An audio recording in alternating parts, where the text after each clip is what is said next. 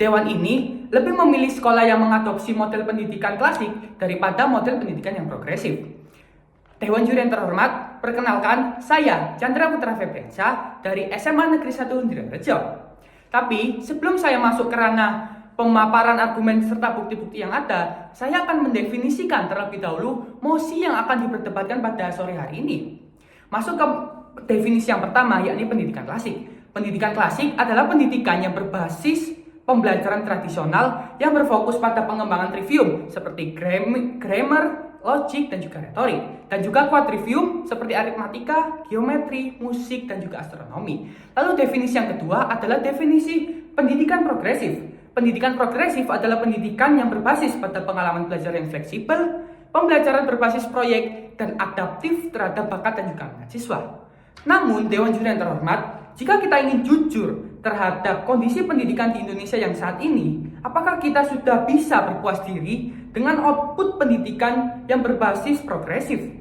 Dan apakah kita ingin para generasi penerus bangsa ini hanya dapat menciptakan sesuatu tanpa didasari oleh ilmu pengetahuan yang kokoh? Maka dari itu, saya selaku tim pro akan mendukung mosi yang akan diperdebatkan pada sore hari ini dengan memaparkan argumen serta bukti-bukti yang konkret.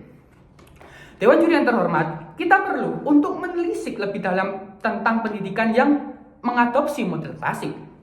Pendidikan model klasik lebih menekankan kepada siswa untuk berliterasi dan juga berpikir secara kritis, serta penguatan seni dalam berargumen. Hal ini juga didukung oleh penelitian dari Dr. Andrew Seeley tahun 2021 yang menunjukkan siswa dengan pendidikan model klasik mencetak skor 25% lebih tinggi dalam tes berpikir dibanding siswa yang mengenyam pendidikan bermodal progresif. Dewan Juri yang terhormat, mengapa pendidikan dengan model klasik lebih relevan untuk kondisi dunia saat ini? Karena di tengah arus informasi saat ini, kemampuan untuk menyaring setiap informasi dengan kritis sangat dibutuhkan daripada sekedar kemampuan untuk membuat proyek-proyek yang tidak ada kaitannya dengan kebutuhan dunia saat ini yang menuntut setiap orang untuk berpikir secara kritis dalam menerima dan menjawab segala tantangan global. Selain menekankan kemampuan logik dan juga retorik, pendidikan bermodel klasik juga menekankan pendidikan yang bersifat holistik, kejujuran, kedisiplinan, dan juga tanggung jawab yang melalui pemahaman-pemahaman yang mendalam mengenai teori-teori dalam bertindak dan juga berperilaku. Sedangkan pendidikan bermodel progresif lebih mengutamakan kebebasan berekspresi yang berlebihan.